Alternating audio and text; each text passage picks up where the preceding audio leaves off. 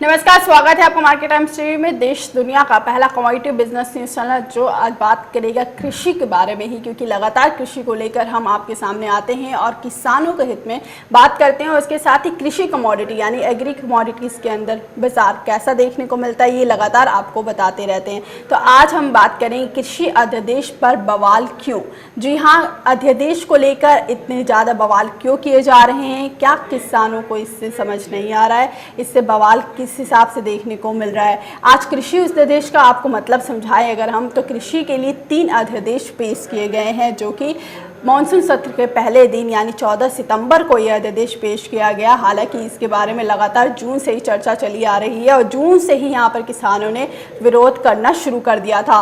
अब जून से विरोध करने शुरू करने के बावजूद यहाँ पर 14 सितंबर को जब अध्यादेश को मंजूरी मिली, वहाँ पर लगातार अब और आक्रोश किसानों का यहाँ देखने को मिल रहा है और किसान लगातार इसके खिलाफ बोलते नजर आ रहे हैं। और अब किसानों के साथ साथ अब यहाँ पर विपक्ष भी मोदी सरकार के हल्ला बोल रही है और लगातार उनका भी यही मानना है कि इस अध्यादेश के लेकर जो सरकार नियम लेकर आई है, जो संशोधन सरकार ने किया है, वो उनके फायदे के लिए नहीं है, उनके हित में नहीं है। आज इसी पर चर्चा करेंगे, कृषि अध्यादेश पर बवाल क्यों चल रहा है। और हमारे साथ इस वक्त चर्चा में जुड़ चुके हैं कृषि विशेषज्ञ GS मान जी और उसके साथ ही राष्ट्रीय किसान अध्यक्ष हमारे साथ जुड़े हुए वीरेंद्र सिंह जी। उनसे आज जानेंगे कि इस अध्यादेश का आखिर मतलब क्या है, इस अध्यादेश पर बवाल इतना क्यों चल रहा है। और किसान अध्यक्ष जो हमारे साथ जुड़े हुए हैं, उनसे जानेंगे कि आखिर किसानों को इससे क्या परेशानियां हो रही हैं और क्यों इसको वो एक्सेप्ट करना नहीं चाहते, और क्या इस बिल के अंदर संशोधन करने की ज़रूरत है, क्या इसमें दोबारा से रिफॉर्म करने की ज़रूरत है, जिससे किसानों के हित में इसके लिए कार्य किया जा सके। स्वागत है आप दोनों ही गेस्ट का हमारे शो में कृषि अध्यादेश पर बवाल क्यों। सबसे पहले कृषि विशेषज्ञ GS मान, आपसे जानना चाहेंगे जिस हिसाब से अध्यादेश पर लगातार बवाल चल रहा है, और सबसे पहली चीज़ जो MSP को लेकर किसानों के अंदर डर है। सरकार हर बार बता रही है और हर बार बोल रही है कि MSP को लेकर कोई बदलाव नहीं किया जाएगा। इसके बारे में नरेंद्र मोदी जी ने भी बताया और इसके साथ ही यहाँ पर कृषि मंत्री लगातार बता रहे हैं कि MSP पर बवाल नहीं करना चाहिए, MSP की में कोई इम्पैक्ट नहीं आएगा। उसके बावजूद यहाँ पर ये जो बवाल देखने को मिल रहा है, इसके ऊपर आप क्या कहना चाहेंगे। ऑर्डिनेंसेस जून के पहले हफ्ते में आए थे जी। मैं एग्जैक्टली वही बता रहा हूँ कि जून के महीने में आए थे जब पैंडेमिक जोरों से चल रहा था और इसकी ज्यादा एडवर्टाइजमेंट नहीं हो पाई थी कि इनके कंटेंट क्या है। और किसान भी क्योंकि लॉकडाउन इत्यादि के रहते अपने को एक्टिवेट नहीं कर पाए थे, किसी प्रकार के प्रदर्शन या विरोध करने का वो समय नहीं था। और एक ही ऑर्डिनेंस उस टाइम बताया गया था, एसेंशियल कमोडिटी एक्ट, आपने भी रिपोर्टिंग की होगी। और दूसरे 2 ऑर्डिनेंसेस की बात लगभग नहीं की गई। ECA एक्ट को भी किसान हितैषी बता करके जोर शोर से बताया गया था, जबकि दरअसल में वो किसान को इनडायरेक्टली तो फायदा करता है, सीधे तौर पे वो भंडारण को लेकर है जी। भंडारण को लेकर है तो ठीक है, अगर नए भंडारण बनेंगे, कोल्ड चेन बनेगी तो लंबे समय के बाद किसानों को फायदा होगा। इमीडिएट फायदा नहीं होने वाला था। किसानों को लगा कि सरकार किसी और को लाभ देने के साथ किसानों को भी कैश करना चाह रही है। ऐसी छोटी छोटी गोष्ठियों में बात तभी होने लगी। मैं यहाँ ये बता देना चाहता हूँ कि आज के दिन किसान इतना भोला नहीं है कि जो एक मेन स्ट्रीम चैनल्स पर ही दिखाया जा रहा है उसी पर वो विश्वास कर ले। उनमें भी थिंकिंग लोग हैं जिन्होंने इन ऑर्डिनेंसेस के ड्राफ्ट को अच्छे से पढ़ा, समझने की कोशिश की। बहुत ही जटिल होते हैं ड्राफ्ट हर तरह के, फिर भी जो उन्हें समझ आया उस पे उन्हें लगा कि ये सीधे सीधे उनके लिए अच्छे नहीं है, कहीं ना कहीं उनके लिए कुठाराघात है जी। यहाँ पर थोड़ा यहाँ पर हम ना सोचते हैं, यहाँ पर एक अध्यादेश को समझने की कोशिश अगर हम यहाँ पे करें, जो 3 अध्यादेश पेश किए गए हैं, आपको बता दें कृषि उपज व्यापार और वाणिज्य विधेयक एक अध्यादेश यहाँ पर पेश किया गया, मूल आश्वासन तथा कृषि सेवाओं का पर किसान समझौता यहाँ पे किया गया और आवश्यक वस्तु अधिनियम को भी यहाँ पे किया गया। आपको इसके बारे में समझाते हैं एक बार। तो यहाँ पर एक 3 अध्यादेश जो पेश किए गए हैं, इसका मेन मकसद क्या है। किसान यहाँ पर अपनी फसल किसी भी राज्य में कहीं पर भी ले जाकर बेच सकते हैं और ऑनलाइन बिक्री भी कर सकते हैं। सबसे पहले यह अध्यादेश आया और जिसमें राज्य सरकार यहाँ पर को बताया गया कि ये चीज़ आगे किसानों तक पहुँचाए। उसके साथ ही यहाँ पर अगर दूसरे अध्यादेश की हम बात करते हैं, यहाँ पर जो है मूल आश्वासन तथा कृषि सेवाओं पर किसान का समझौता, यानी यहाँ पर एक तरह से ये देखा गया है कि किसानों की आय बढ़ोतरी करने के लिए यहाँ पर ये अध्यादेश जो पेश किया जा रहा है कि इससे ज़्यादा किसानों की ज़्यादा से ज़्यादा आय बढ़ेगी अगर बाहर के तरफ बिक्री करते हैं। और उसके साथ ही बिचौलिए जो होंगे, क्योंकि यहाँ पर डायरेक्ट वो कंज्यूमर के पास, डायरेक्ट इंडस्ट्रियलिस्ट के पास जाएंगे, और बिचौलिए जो बीच में जो आते हैं और जो किसानों से खरीद के फिर वहाँ से बड़े व्यापारियों तक बेचते हैं, तो वो बिचौलियों का काम यहाँ पर खत्म किया जाए, ये भी इसमें बात स्पष्ट रूप से की गई है। उसके साथ ही यहाँ पर आवश्यक अधिनियम का संशोधन भी किया गया है। आपको बता दें, आवश्यक वस्तु अधिनियम का जो संशोधन किया गया है, इसके अंदर से जो चावल, दाल, खाद्य तेल, इन सब चीज़ों को अनिवार्य वस्तुओं से हटा दिया गया है, यानी कि ये चीज़ें अनिवार्य वस्तुओं से नहीं होंगी, इनका भंडार होगा। और उसके साथ ही कृषि के विदेश निवेश आकर्षित होगा, यानी यहाँ से किसानों के लिए एक बड़ा रोड मैप तैयार किया जा रहा है, किसानों के लिए एक बड़ी तरीके से एक चीज़ की जा रही है ताकि किसान यहाँ पर अपनी आय को किसी भी तरह से दुगनी करे। क्योंकि जब से मोदी सरकार 2014 में जब आई, तब से मोदी सरकार का एक सबसे बड़ा किसानों के लिए एक लक्ष्य था, जो लगातार उन्होंने यही बोला है कि किसानों की आय को दुगनी करना, किसानों के इनकम को डबल करना। और इस इनकम को डबल करने के लिए उन्हें काफ़ी सारी ऐसी चीज़ें सामने लेकर आए और इस चीज़ के ऊपर लगातार उन्होंने चर्चा भी करी। और जून में ये चीज़ जब किया गया था, तो जून में इस संशोधन के बारे में चर्चा होनी शुरू हुई और तब से ये आंदोलन देख रहे हैं और अभी तक ये आंदोलन जब चली, अभी तक ये चल रही है। यहाँ पर जीएस मान जी हमारे साथ जुड़े हैं, उनसे जानना चाहते हैं। जीएस जी, आपको क्या लगता है यहाँ पर किसानों को क्या दिक्कतों का सामना करना पड़ा है जिसकी वजह से किसान इस चीज़ को अपना नहीं पा रहे हैं? इनके अंदर कौन से ऐसे डर लग रहे हैं किसानों को जिसकी वजह से, एक तो कॉन्ट्रैक्ट फार्मिंग का भी डर है कि यहाँ पर उनकी ज़मीन ना हड़प ली जाए, तो इसमें ज़रा अच्छे से स्पष्ट रूप से समझाने की कोशिश करिए हमारे दर्शकों, ताकि हमारे साथ जो किसान जुड़े हुए हैं वो इस बात को समझे और जो भी नेता, जो भी राज्य सरकार की तरफ से ये अगर देख रहे हैं तो उनको ये चीज़ें पता लगे कि किसानों को किस डर का सामना करना पड़ रहा है जिस वजह से ये अध्यादेश को अपना नहीं पा रहे हैं। जय मान जी। जी हाँ, मैं उन्हीं दिक्कतों को जल्दी से बता रहा हूँ। एक तो एमएसपी का जिक्र है सभी किसानों में कि एमएसपी को धीरे धीरे डाइल्यूट कर दिया जाएगा या बंद कर दिया जाएगा। दूसरा है जो एपीएमसी मार्केट्स हैं जहाँ पे सरकारी खरीद होती है, वो भी धीरे धीरे फिजल आउट हो जाएंगी, खत्म हो जाएंगी। ये ठीक है कि उसके बाहर प्राइवेट परचेजर्स खरीद सकते हैं, उन्हें मार्केट फीस नहीं देनी पड़ेगी, लेकिन साथ साथ में ऐसा कुछ नहीं इन ड्राफ्ट्स में लिखा कि एपीएमसी मार्केट्स चलती रहेंगी। किसानों की सबसे बड़ी मांग ये है कि एक चौथा ड्राफ्ट और लाएं, ऑर्डिनेंस और लाएं, जिसमें एमएसपी की गारंटी दी जाए। इस वक्त मुझे लगता है तकरीबन 21 तरह की फार्म प्रोड्यूस पे एमएसपी है, कि उन्हें गारंटी दी जाए कि चाहे कोई प्राइवेट परचेजर है चाहे सरकारी परचेजर है, वो कम से कम उस मिनिमम सपोर्ट प्राइस पे परचेज करेगा। क्योंकि इससे किसान को एक टारगेट मिलता है कि अगर मैंने अगली फसल की बिजाई करनी है तो ये प्राइस मुझे एक्सपेक्टेड है, इसके हिसाब से मैं अपना एरिया इस फसल में लगाऊं, इसी के हिसाब से इस पे डिफरेंट तरह की इनपुट्स करूं। अगर एमएसपी नहीं होगी तो वो विचलित हो जाएगा कि अगर मुझे पता ही नहीं मुझे क्या कीमत मिलने वाली है तो मैं इनपुट्स अपनी किस प्रकार की डालूं, क्या मैं इतने बड़े एरिया में फसल लगाऊं या सिर्फ अपनी घरेलू जरूरत के मुताबिक लगाऊं। इसमें एक मैं बात जी विजेंद्र जी, आप हमारे साथ जुड़े हुए हैं, आपसे ये ही जानना चाहते हैं क्योंकि लगातार किसानों को जिस हिसाब से जीएस मान जी ने भी बताया कि यहाँ पर एमएसपी को लेकर किसानों के अंदर बहुत बड़ा डर है और इस वजह से ही किसान यहाँ पर एक आंदोलन का ये भी एक मुख्य कारण लग रहा है, यहाँ पर किसानों का डर। उसके साथ ही विजेंद्र जी, आपको क्या लग रहा है किसान को और कौन सी दिक्कत हो रही है? क्या कॉन्ट्रैक्ट फार्मिंग भी यहाँ पर बीच में आ रहा है, जो किसानों को इस बात का डर है कि कहीं कॉन्ट्रैक्ट फार्मिंग के जरिए उनकी जमीन ना हड़प ली जाए? जी जी, देखिए सबसे पहले तो मैं आपको, सभी संवाददाताओं को और जो भी राजनेता इससे जुड़े हैं सभी को मैं राष्ट्रीय किसान यूनियन की ओर से धन्यवाद देना चाहता हूं। और हमारा मानना ये है, देखिए कोई पार्टी से हमारा कोई लेना देना नहीं है, हम किसान परिवार से हैं और किसान के ही ऊपर लड़ाई लड़ते हैं। जी। सरकार जो एमएसपी समर्थन मूल्य जिसको लागू करती है, हमारा मानना ये है कि किसान के खेत खलियान से माल खरीदा जाए, ये प्राइवेट एजेंसी से खरीदवाएं या सरकारी संस्था से खरीदवाएं, उसका उचित मूल्य उसको मिलना चाहिए। जी। तो उसको उसका उचित मूल्य नहीं देते हैं और है क्या उचित मूल्य एवं समर्थन मूल्य जब लागू कर दिया तो कहीं ब्लॉक स्तर पर, कहीं जिला स्तर पर, कहीं जिला स्तर पर, कहीं इन्होंने इकाई कोई संबंधित खरीद केंद्र का क्या लागू किए हैं? जी, कोई लागू नहीं किया है। उसको ये छलवा है किसानों के साथ में, किसान को ये धोखा देते हैं अपनी पॉकेट का बनाने के लिए। सरकार कोई भी हो कागजी कार्रवाई तैयार करके रखती है, किसान को छलवा दे रहे हैं।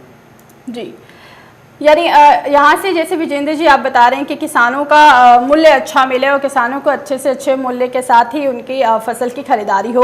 हालांकि इस बारे में आप दोनों से मेरा सवाल होगा, लगातार जब कृषि मंत्री ये बता रहे हैं कि एमएसपी पे कोई चेंजेस नहीं आएगा और कल मोदी जी ने भी यही बोला कि एमएसपी पे कोई चेंज नहीं आएगा, उसके बावजूद किसान एमएसपी को लेकर इतने चिंतित क्यों हैं? क्योंकि कॉन्ट्रैक्ट फार्मिंग को लेकर वो चिंतित हैं, ये भी समझ में आता है, लेकिन एमएसपी को लेकर लगातार इस चीज़ को बात की जा रही है कि एमएसपी के तहत उनको मूल्य नहीं मिलेगा। हालांकि सरकार ने उनकी चीज़ों को कम नहीं किया है, सरकार यहाँ पे बढ़ावा दे रही है कि किसान यहाँ पे बढ़ें और बाहर भी अपनी फसलें बेच सकते हैं। हालांकि मंडी भी लगातार चलती ही रहेगी, उसके बावजूद यहाँ पर किसान किस बात का डर है किसानों को, ये भी मैं जानना चाहूँगी। क्योंकि जब सरकार स्पष्ट रूप से बता चुकी है कि मंडी भी रहेगी और ये उनके लिए एक विकल्प के तौर पर लेकर आ रही है, सरकार की अध्यादेश को विकल्प के तौर पर मानिए और यहाँ पर आप जो बिचौलिए थे, बिचौलियों को यहाँ पर खत्म किया जा सकते, इसलिए ये चीज करके आ रही है। तो उसके बावजूद जीएस मान जी आपसे जानना चाहूंगी, उसके बावजूद ये आंदोलन क्यों, कृषि अध्यादेश पर इतना बवाल क्यों चल रहा है?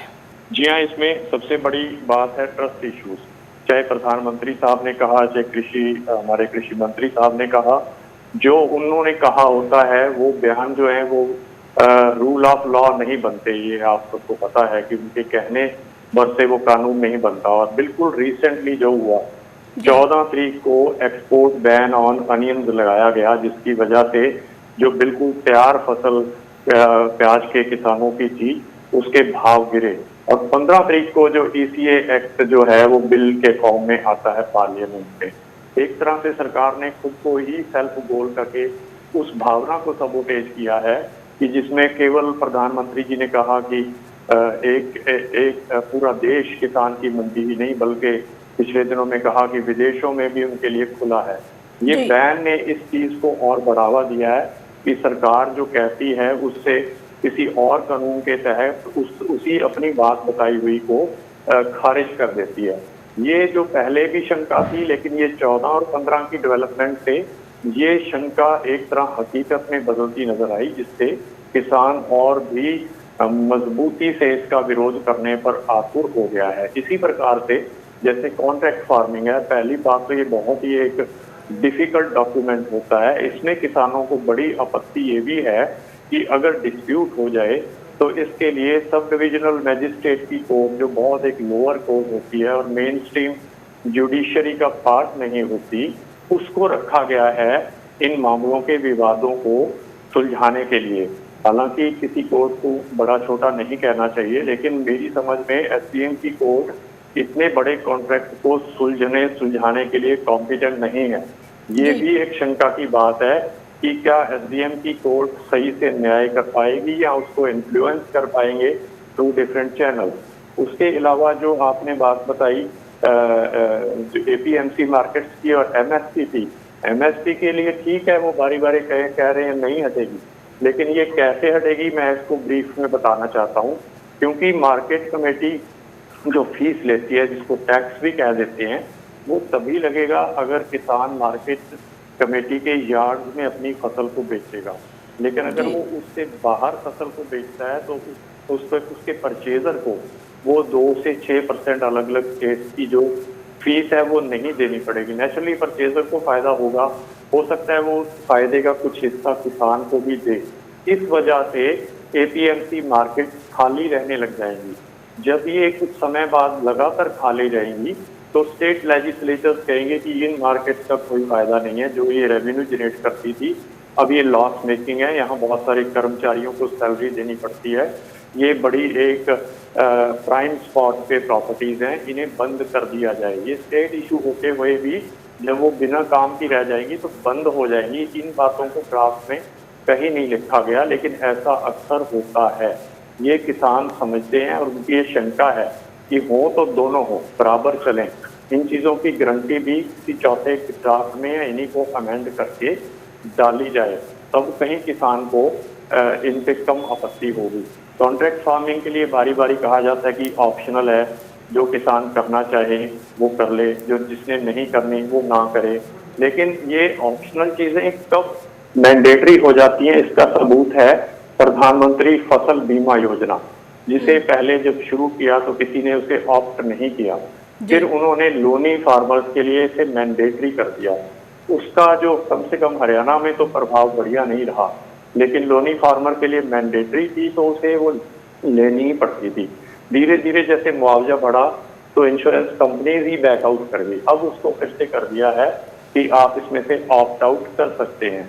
ये पूर्व के जो एक्सपीरियंसेस हैं, केंद्रीय सरकार की कहनी और करनी में जो अंतर दिखता है, वो इसमें जुड़ करके नए ड्राफ्ट के लिए एक बड़ा विरोध और एक शंकाएं हर छोटे बड़े किसान के मन में लेकर आती हैं।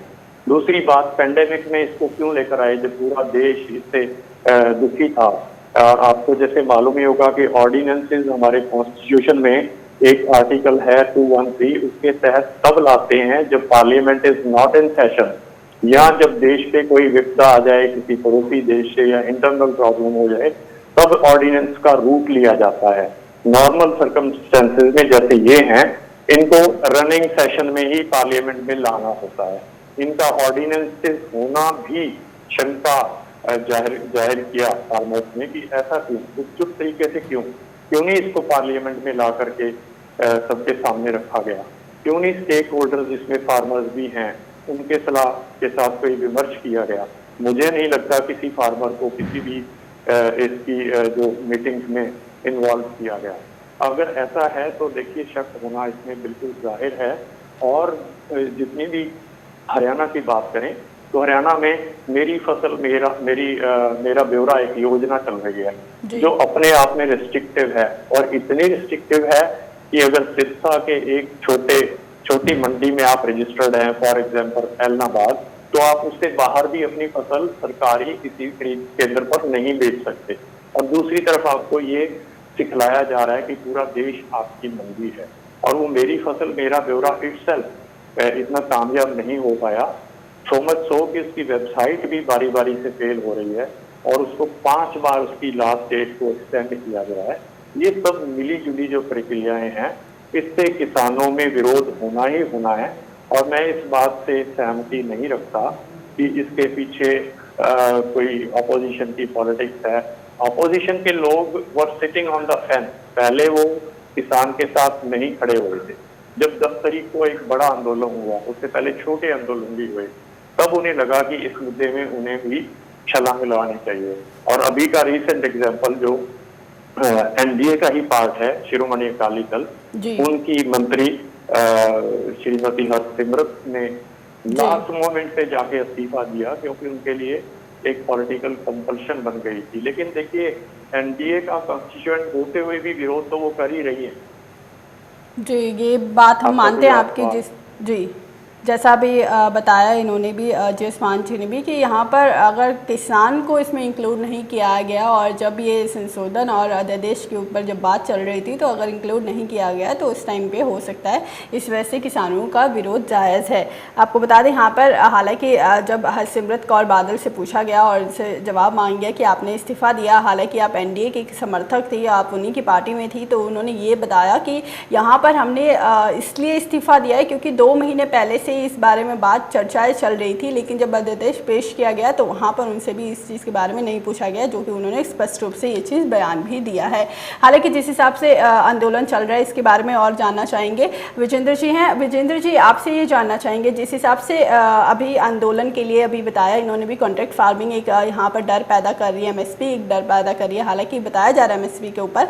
उसके साथ ही यहाँ पर आपसे ये जानना चाहेंगे, क्या जो किसान है, किसान क्या ये चीज़ समझ पा रहे हैं कि अगर अपनी मंडी में नहीं बेचते हैं, वो तो बाहर की मंडियों में बेचेंगे तो उनसे उनकी आय पे थोड़ा फ़र्क पड़ेगा, उनको अच्छा मूल्य मिलेगा, क्योंकि किसानों के ऊपर अभी भी कोई बाउंडेशन नहीं है कि वो बस मंडी में ही आके बेचे। तो इसके ऊपर आप क्या करना चाहेंगे, क्योंकि अध्यादेश तो पेश हो रहा है और अध्यादेश आगे हो सकता है कि पेश मंजूरी भी मिल जाए, कि जिस हिसाब से आंदोलन चल रहा है उसके बावजूद, तो क्या यहाँ पे किसानों को थोड़ा समझने की ज़रूरत है? जी जी जी, देखिए मैडम, मेरा मानना ये है कि किसान जो है अनपढ़ है। हम लोग बाजार जब जाते हैं गांव से तो पैदल जाते हैं, पैदल रास्ते से जाते हैं। अब हमको दिल्ली का तो पता नहीं कितनी दूरी है, तो हम विदेश में जाएंगे कैसे? सबसे पहली बात तो ये यातायात का हमारे पास में कोई साधन नहीं है जिससे हम माल भर करके भंडारण को ले जाएंगे, जहां भंडारण में जमा करेंगे।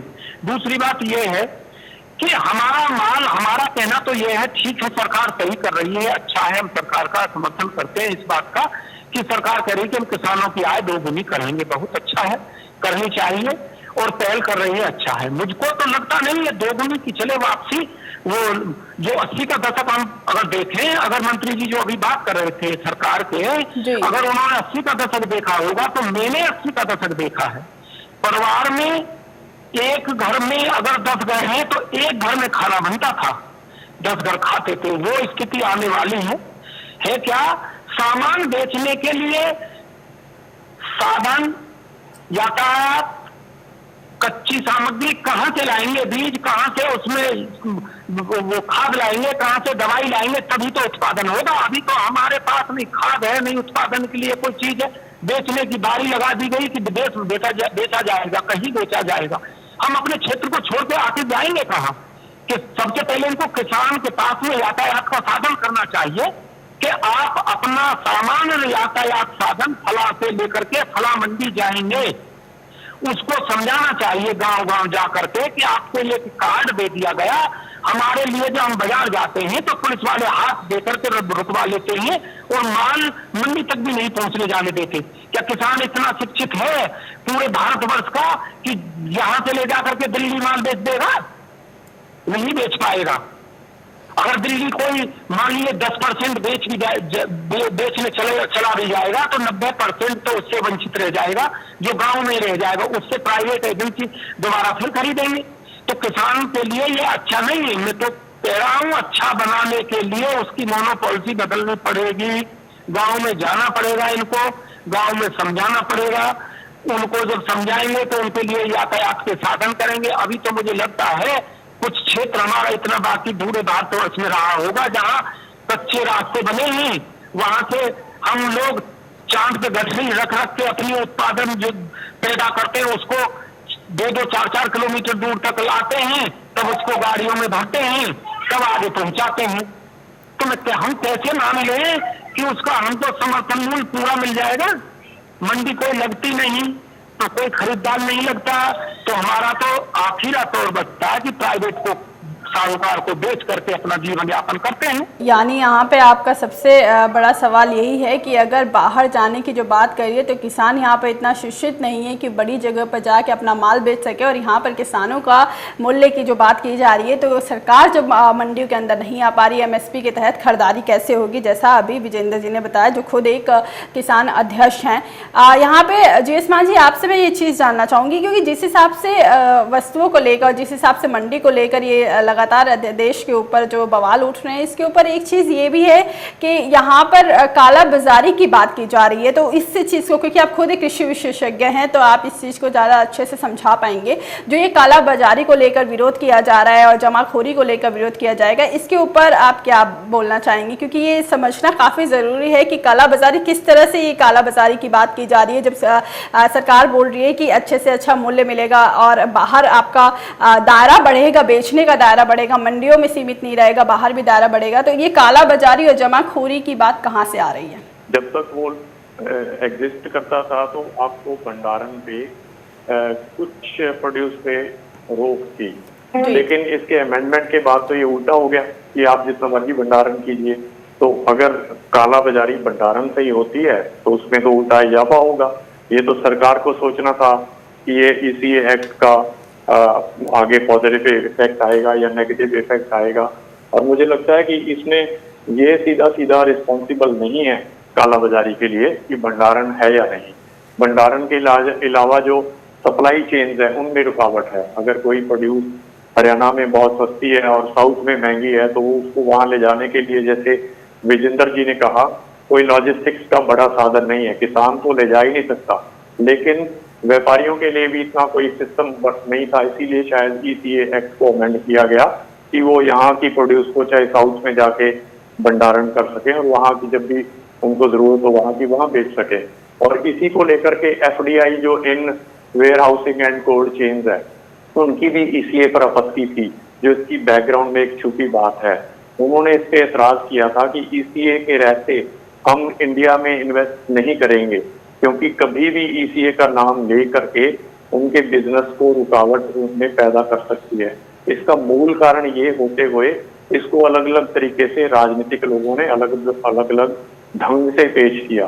तो कालाबाजारी तो ECA पहले जो बना था 60s में इसलिए बना था कि देश में खाद्यान्नों की कमी थी और उस टाइम व्यापारी भी स्टोर कर लेता था और कई दफा व्यापारी उस टाइम की गेहूं को किसान के घर में भी स्टोर कराता था। तब ये एसेंशियल कमोडिटीज एक्ट बना था। और मैं आपकी जानकारी के लिए बता दूं कि ऑटोमेटिकली टिल 2014 या 15 इसमें से तकरीबन सब मेजर जो फार्म प्रोड्यूस हैं वो ऑलरेडी निकल चुकी थी। अब ये इसके दांत नहीं थे, ये बस एग्जिस्ट करता था और उस FDI को फैसिलिटेट करने के लिए इसको अमेंड करके वो क्लॉज भी हटा दी गई। लेकिन फिर भी जैसे अभी प्याज के मामले में हुआ और जो सेकेंडरी कानून है वो फिर भी वहां है to place checks and balances. जी वीरेंद्र जी, आपसे ये जानना चाहेंगे कि जिस हिसाब से सरकार आय दुगनी करने की बात करी और आपने भी बोला कि अच्छी बात है, सरकार अच्छा सोच रही है, अच्छी पहल भी कर रही है सरकार आय दुगनी करने के ऊपर किसानों की। इसके साथ ही मैं आपसे ये जानना चाहूँगी कि क्या सरकार जो आय दुगनी की बात करी और ये संशोधन और अध्यादेश के ऊपर जो बवाल चल रहा है इसके ऊपर आपको क्या लगता है, आपकी क्या राय है, इसके अंदर क्या क्या ऐसे चेंजेस होने की आवश्यकता है, बहुत ज़रूरी है जिससे इस आंदोलन को रोका जा सके? जी जी जी मैडम, देखिए हमारा किसानों की तरफ से ये मानना है कि किसी भी नियम कानून को जब बनाते हैं तो उसको एक साथ पटल पर नहीं लाना चाहिए। आज इन्होंने बनाया है, हम मान रहे हैं, अच्छा किया है। अभी हमारा अगर हम धान के समर्थन मूल्य पर बात करें तो 1800 रुपए कुछ प्रति क्विंटल अभी इन्होंने पिछले हफ्ते 2 हफ्ते पहले इन्होंने लागू किया कि 1 महीने पहले की MRP इसने पर हम आपका धान खरीदेंगे। अब बात कहाँ आती है, अगर हमारा धान इस समय नहीं खरीदा जाए, इस समय हमारी आवक जो है बन के तैयार फसल खड़ी है, इसको हम कहाँ बेचेंगे? ये उसके लिए हमको इंतजार करना पड़ेगा। इंतजार किसान कहाँ से कर पाए कि किसान के पास में पैसा नहीं है कि जो उसमें दवाई के लिए, खाद के लिए, बीज के लिए लगाया वो साहूकार से ही पैसे लेकर के लगाता है। सरकार ने चलाया था, बहुत बढ़िया मुहिम थी कि KCC, ये कहेंगे कि हमने KCC बनाए थे, ठीक है KCC बनाए तो KCC का इनका एक प्रावधान है 10,000 से लेकर के 20 और 30,000 रुपए प्रति बीघा, यानी कि कच्चा बीघा उस पर ये देते हैं। उससे किसान का पूरा भरण पोषण शिक्षा का है, कृषि का है, शादी का है, उसका पूरा कार्य नहीं चलता है। उसके बावजूद वो फिर भी साहूकार के पास में जाता है।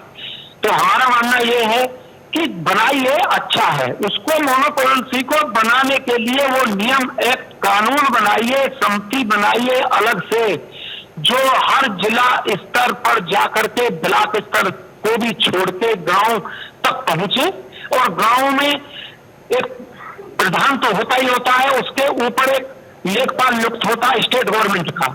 लेखपाल को बुलाइए, वहां पूछिए कितने किसान यहाँ 80 के दशक में थे, पुराने किसानों को उनकी जानकारी दीजिए, वहां उनके लिए भंडारण की व्यवस्था कराइए, वहां उनको क्रेडिट कार्ड का रेशो बढ़ाइए, तभी किसान उनको यातायात के साधन दीजिए, तभी किसान ऊपर उठ सकता है। नहीं तो मोदी जी, हमारी सरकार अच्छा कर रहे हैं, माननीय प्रधानमंत्री जी, अब ये मोनोपोलिसी वो बना दी जाएगी। आने वाले जो भी हम इसमें बीच में लिप्त हैं वो उसको कर करके पूरा अपने अपनों को दे देंगे और बन जाएगा। तो किसान तक कहाँ पहुंचा? हमारा तो मानना ये है कि सब डेटा सरकार के पास में है, सब किसान के खाते इनके पास में है, उनको मुहैया कराइए सबसे पहले यातायात का साधन, उसके लिए उन पर जितनी जिस पे जमीन है तुमने ये फसल बोनी है, ये आप इस रेट में हम आपकी खरीदेंगे, सही समय पर उनसे खरीदिए। जब उनका सही समय पर खरीद लिया जाएगा तो किसान दूसरी बार फसल को बोने के लिए तैयार हो जाएगा। जब फसल बिकती नहीं है, अब बताइए, अभी अभी धान की फसल तैयार खड़ी है, कहीं कोई सरकारी खरीद लगी है? कहीं कोई सरकारी खरीद नहीं लगी। तो सरकार खरीद जब नहीं लगी है तो वो जिससे साहूकार से पैसा लेगा या बिचौलिए से या रिश्तेदार से उसका पैसा लौटाने के लिए उसे मंडी जाना पड़ेगा, वो प्राइवेट बेचेगा और उसको उसका उचित मूल्य मिलेगा ही नहीं।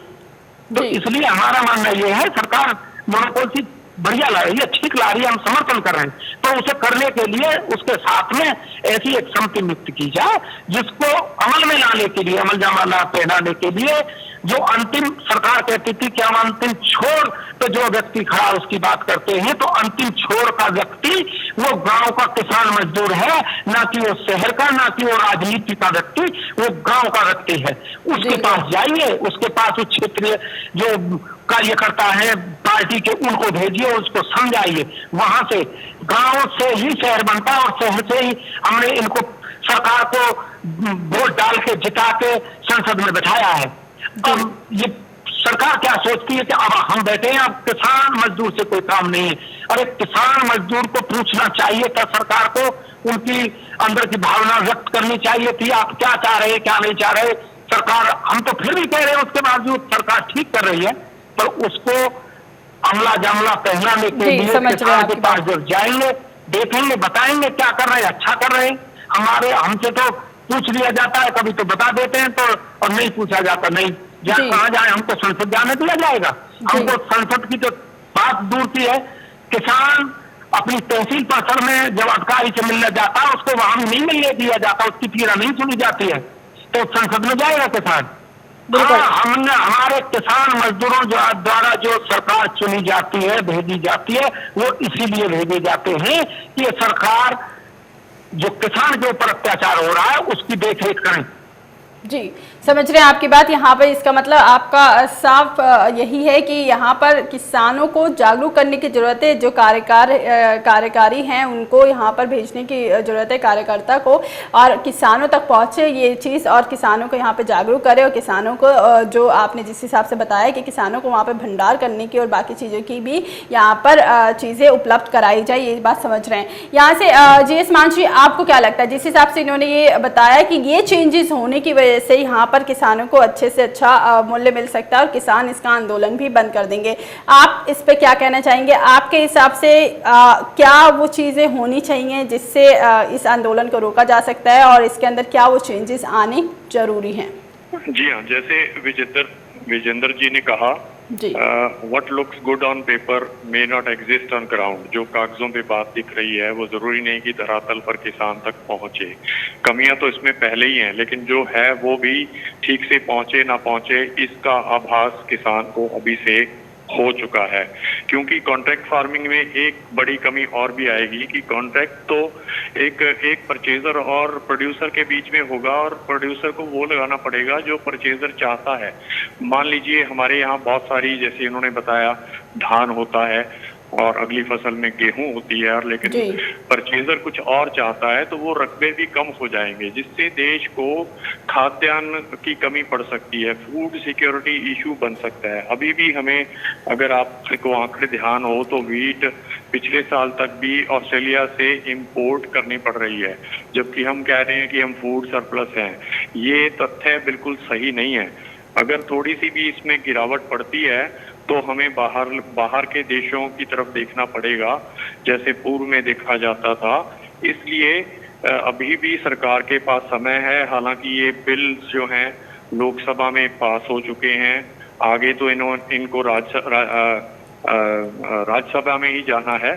इसको अगर अमेंड नहीं कर सकते तो चौथा बिल लाएं, जिसमें किसानों को पहले अपने साथ ले करके उनके सभी सुझावों को सम्मिलित करके एक ऐसा इसके ऊपर सुपरसीडिंग बिल बनाएं जिससे इनमें जो त्रुटियां रह गई हैं वो त्रुटियां निकल सकें।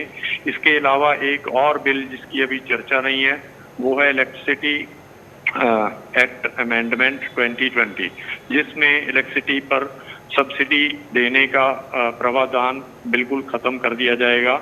जबकि ये पहले स्टेट इशू होता था कि फार्मर के ट्यूबवेल को हरियाणा में कितनी सब्सिडी मिलनी है, पंजाब में लगभग फ्री भी है, राजस्थान में नहीं है। ऐसा होने में भी एक नई संकट आने वाली है, ये 3 संकटों के साथ। और मुझे बारी बारी यही लगता है, क्योंकि सरकार ने इसे गुपचुप तरीके से किया और किसानों को साथ में नहीं रखा, उस वजह से ये शक इसमें इत्तेफाक में बदलता जा रहा है कि something is fishy in all this. ठीक है, अब एकदम से हमारे कृषि मंत्री, हमारे प्रधानमंत्री और भी रूलिंग पार्टी के लोग एकदम से किसानों को संबोधन करने के लिए आ गए हैं, बारी बारी से बता रहे हैं कि ये आपके लिए भला है, लेकिन केवल उनके बता देने मात्र से किसान मान जाएंगे ऐसा मुझे नहीं लगता। इस आंदोलन को खत्म करने के लिए उनको डेमोक्रेटिक वे से केवल वन वे डायलॉग, अपनी ही बात आगे रखने की बजाय किसानों की बात सुननी चाहिए और उसमें जो जो चीजें संभव हैं उनको लागू करना चाहिए, तब उनका फेथ रीस्टैब्लिश होगा, एक तरफ के मोनोलॉग से नहीं होगा। बाकी इसमें बहुत सी डिटेल्स जो हैं, तीनों अध्यादेश बहुत बड़े हैं, बहुत सारे लोगों ने वो नहीं पढ़े होंगे, मैंने अपनी तरफ से पढ़े हैं, जहाँ तक मुझे समझ आई है मैंने उसको समझने की कोशिश की है। फार्मर प्रोड्यूसर ऑर्गेनाइजेशन की बात की जाती है कि FPOs बना करके किसान अपनी प्रोडक्ट को कॉन्ट्रैक्ट फार्मिंग के बिना सीधी बेच सकेंगे। ये बात भी कागजों पर ठीक लगती है।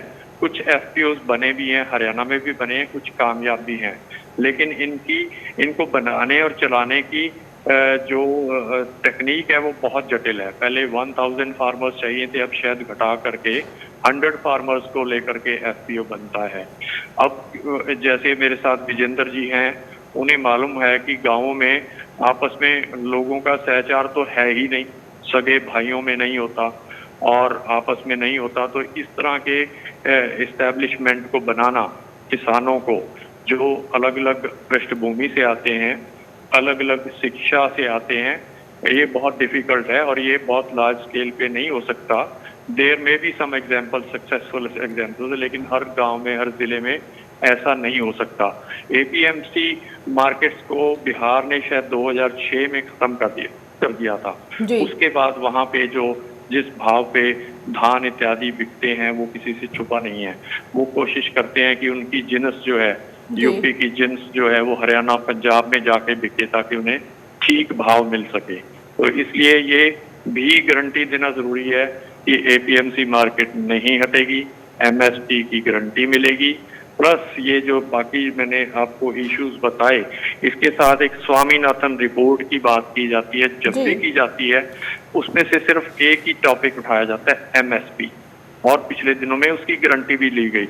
लेकिन मुझे ये कई दफा हैरानी भी होती है कि स्वामीनाथन साहब ने 700 पेजेस की लगभग रिपोर्ट लिखी है, जिसमें MSP तो एक इशू है, उसमें सबसे बड़े इशू हैं टेक्नोलॉजी ट्रांसफर। बढ़िया जो सीड्स हैं उनकी डिमांड हमारे फार्मर कब से कर रहे हैं कि ये हिंदुस्तान में भी आने, जो अमेरिका में लगता है, जो बांग्लादेश में लगता है, जो ऑस्ट्रेलिया में लगता है, उनको अलग अलग सेफ्टी स्टैंडर्ड्स का नाम लेकर सरकार नहीं आने देती, क्योंकि कहीं ना कहीं पेस्टिसाइड लॉबी उसमें रुकावट बनती है। जबकि आपके पास जो लेटेस्ट आपके सामने लैपटॉप पड़ा है, आपके पास जो फोन होता है, वो किसी भी रेगुलेशन के बिना जब भी दुनिया में कहीं इंट्रोड्यूस होता है उसी हफ्ते इंडिया में आ जाता है।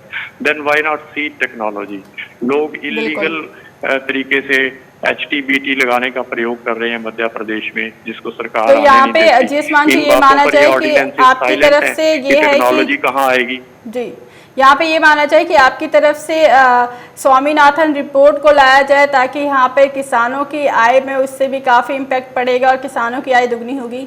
एक ही वही वो जरिया बचा है जहाँ से किसानों की आय दुगनी हो सके। जयसमान जी, उसके बाकी के एस्पेक्ट MSP का जिक्र होता है अलग अलग जगह पर हमेशा, लेकिन उसमें बहुत चीजें हैं, किसी ने पढ़ी नहीं होगी, इतनी लंबी रिपोर्ट है। वो सभी प्रावधानों पर नजर डालनी होगी सरकार को, जिसपे वो नहीं नजर डाल रहे। और मैं जैसे अभी जिक्र किया कि अच्छे बीज को लेकर के किसानों ने जगह जगह प्रदर्शन कई सालों से किया है, लेकिन पूर्व की सरकार भी और ये सरकार भी उसको डिनाई करती जा रही है लगातार। हमारे पड़ोसी देश बांग्लादेश ने उसको लागू कर दिया। अगर उनकी हेल्थ नहीं खराब हो सकती, अमेरिका की हेल्थ उन सीट से खराब नहीं हो सकती, तो हिंदुस्तान के लोग तो बहुत बहुत स्ट्रांग हैं। और उसमें ये क्यों नहीं सरकार इसका जिक्र तक भी करती? जी, इस पे विजेंद्र जी से भी जान लेते हैं। छोड़ करके एक मनमर्जी की मांगे किसानों के नाम डाल करके लागू करना चाहते हैं। जी विजेंद्र जी, इस पे आप क्या कहना चाहेंगे? स्वामीनाथन की रिपोर्ट क्या यहाँ पर अगर लागू होती है तो किसानों की आय अच्छी हो सकती है? क्या सरकार, जिस हिसाब से आंदोलन चल रहे हैं, तो सरकार अगर इसमें चेंजेस करने की कोशिश करे और सरकार को ये लगे किसान अगर स्वामीनाथन की रिपोर्ट से खुश हैं तो कहीं सरकार स्वामीनाथन की रिपोर्ट ले आए, तो क्या उसके बाद ये आंदोलन रुक जाएगा? क्या किसान उससे खुश होंगे या वहाँ पे भी कोई आंदोलन की आशंका जताई जा रही है? जी जी जी मैडम, ऐसा अगर सरकार स्वामीनाथन जी की रिपोर्ट को लागू तत्काल आज ही करे तो आंदोलन रुक जाएगा। जी, ये स्वामीनाथन जी की रिपोर्ट पर आकलन नहीं करते हैं। अभी अभी हमारे भाई ने बताया कि 700 पेज की पढ़ना नहीं चाहते। उसमें स्पष्ट लिखा है कितना खर्चा होता है, कितना किसान को उसका उचित मूल्य मिलना चाहिए, क्या उसकी बढ़ोतरी होनी चाहिए, नए बीजों का आवागमन होना चाहिए। उसमें एक गांव से लगा करके गांव की पगडंडी से संसद तक के रास्ते सब खुले हैं किसान के लिए। उसको ये नहीं करना चाहते सरकार कोई भी, पूर्वी सरकार ये भी सरकारें सभी गंजी है, कोई थोड़ी गंजी है, कोई ज्यादा गंजी है, सब देख रही है। अगर स्वामीनाथन जी की रिपोर्ट लागू कर दी गई तो किसान मजदूर आपसे भीख मांगने वाला नहीं है। हम तो ये कहते हैं स्वामीनाथन जी की रिपोर्ट को लागू कीजिए। अगर स्वामीनाथन जी की रिपोर्ट लागू हो जाती है, किसान अपना खुद से अपना भरण पोषण करने लगेगा। जी, ये सर स्वामीनाथन जी की रिपोर्ट को नहीं करना चाहते। ये सरकार देखती है स्वामीनाथन जी की रिपोर्ट पर कितने आंदोलन हुए, कितनी बार हमने कहा है। जब वो हमारे हित में है और आपके हित में है तो आप क्यों नहीं करते? सरकार समझती है, सरकार देखती है कि इसमें सरकार का अनित है, किसान का हित है, इसलिए लागू नहीं करना चाहते। हम तो ये कहते हैं कि सरकार अगर चाहे स्वामीनाथन जी की रिपोर्ट लागू हो जाए तो आंदोलन रुक जाएगा स्वतः ही, हम आंदोलन नहीं करेंगे। जी, यानी यहाँ पे किसानों की एक मांग ये भी है कि स्वामीनाथन की रिपोर्ट को यहाँ पर लागू किया जाए और किसान यहाँ पे इससे काफी बेहद खुश भी नजर आ रहे हैं, जिस हिसाब से अभी राष्ट्रीय किसान यूनियन के अध्यक्ष ने बताया, विजेंद्र जी ने भी। और इसके साथ ही हमारे से जीएस मान भी जुड़े हुए थे, जिन्होंने ये भी बताया कि ये स्वामीनाथन की रिपोर्ट से काफी अच्छा फर्क देखने को मिलेगा और किसानों का आंदोलन भी यहाँ पर थम जाएगा। और जिस हिसाब से इन दोनों ने ही बताया कि किसानों की तरफ से किसानों की जो मांग है, यहाँ पे किसानों की मांग को यहाँ पर मंजूरी मिलनी बहुत जरूरी है और किसानों के जो प्रॉब्लम्स है वो भी सरकार को सुननी बहुत जरूरी है। जिस हिसाब से जीएस मान ने बताया कि एक तरफ सरकार बस अपनी ही ना बोले, किसानों की भी सुने और किसानों की बात को गौर किया जाए और किसानों की बात को गौर करने के बाद ही कोई भी फैसला लिया जाए। अगर किसानों के हित में फैसला ले रहा है तो दोनों पक्षों को एक साथ मिलकर किसानों की राय भी जाननी बहुत जरूरी है यहाँ पर सरकार को। बहुत बहुत धन्यवाद आप दोनों ही गेस्टों का, आप हमारे साथ जुड़े और तमाम जानकारी, तमाम प्रॉब्लम, तमाम राय आपने इस वक्त दी और जिस हिसाब से आप लोगों ने बताया कि किसानों की आय कैसे दुगनी होगी और किसानों का ये आंदोलन कैसे रुक पाएगा, क्योंकि इस लगातार ये कृषि अध्यादेश पर ये बवाल हो रहा है और ये बवाल को रोकना बहुत ज़रूरी है, क्योंकि इससे काफ़ी ज़्यादा प्रॉब्लम्स यहाँ पे देखने को मिल रही है किसानों को। उसके साथ यहाँ पर विपक्ष लगातार हल्ला बोल रहा है। हालांकि जिस हिसाब से हरसिमरत कौर बादल ने यहाँ पे इस्तीफा दे दिया और उनके इस्तीफा को मंजूर भी कर लिया गया, तो यहाँ पर वो लगातार समर्थन देती रहेंगी, लेकिन वो अपने मजदूर भाइयों के लिए खड़ी हैं और यहाँ पर उन्होंने ये भी स्पष्ट रूप से कहा है कि मैं उनके साथ खड़ी हूँ। मुझे पहले ये चीज़ बहुत सही लग रही थी, लेकिन जब मुझे पता लगा कि इसमें किसानों के क्षतिग्रस्त हो सकती है, किसानों को यहाँ पे परेशानी हो सकती है, तो वहाँ से इन्होंने इस्तीफा देके उस हिस्से से वो अलग हो गई और उनका साथ देने के लिए रेडी हैं। लेकिन हालांकि जिस हिसाब से सरकार लगातार बता रही है, हम भी यही चाहेंगे कि यहाँ पर जो एमएसपी को लेकर सवाल उठ रहे हैं, इस चीज़ को अब किसान भी समझ ले कि एमएसपी पे कोई इम्पैक्ट नहीं जाएगा। किसानों के पास एक नया विकल्प मिल रहा है, किसान एक नए विकल्प के साथ आगे बढ़े और किसानों को यहाँ से अपनी आय दुगनी करने का मौका मिल रहा है। तो इस चीज़ को एक बाउंडेशन में जो